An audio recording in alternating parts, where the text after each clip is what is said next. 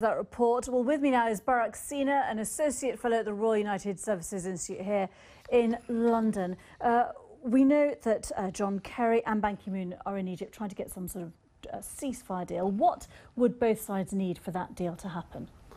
I think that from the Israeli side, at least, there would be the need that not only would for there to be a cessation in the firing of rockets and the digging of tunnels, but also that Hamas dismantle its entire terror infrastructure. The prospects of that happening are minimal.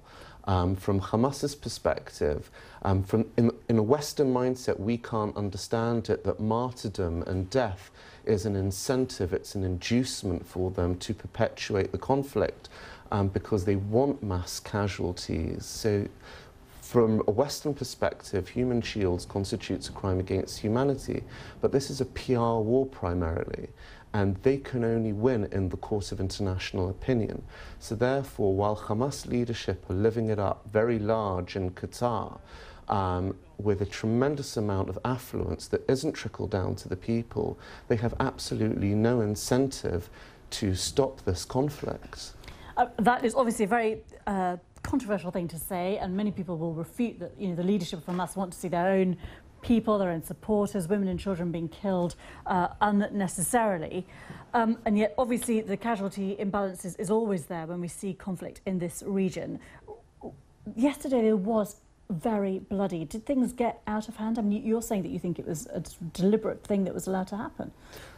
First of all, it's in an asymmetric conflict, it's impossible to avoid collateral damage. The United States and allied forces have failed to prevent this from happening in Iraq and Afghanistan. We see with drone attacks in Afghanistan and Pakistan, there is constantly mass collateral damage. So the Israeli military is no different to the allied forces and that which they have to contend with. It's not such. But what does Israel want? Because you say you call it collateral damage. This is human loss of life, and the pictures that our own correspondents have been bringing out, the pictures we're looking at now, are horrific. They are absolutely horrific. Israel didn't want to send in ground troops, but it was forced to do so because had it relied on air power alone, the mass collateral damage would have been much greater. But as it's the PR... But what does Israel want, do you think, out of this, and when does it stop?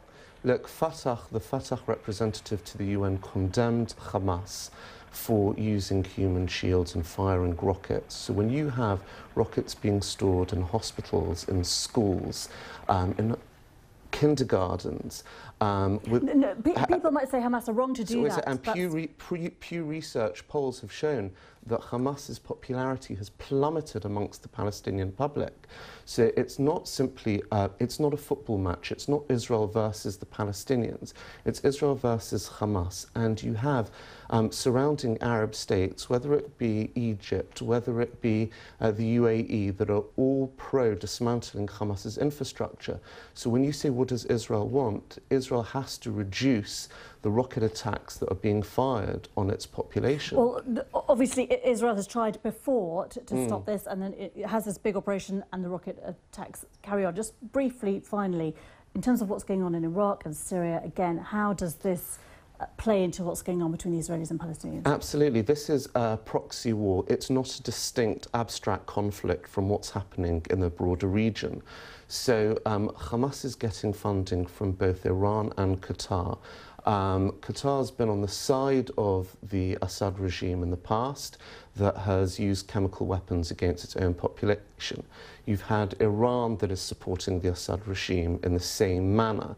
You're seeing as well proxy warfare in Iraq with Iran countering ISIS. One of the reasons why the Obama administration has not been so overtly supportive of Israel as the US Congress has been, is because the Obama administration has to work alongside Iran to counter ISIS. Okay. So this is not simply an abstract territorial conflict, but a regional proxy warfare. And as that regional proxy warfare continues, it will be impossible to cease this. Okay, Barak, many thanks indeed. Thank you. Thank you.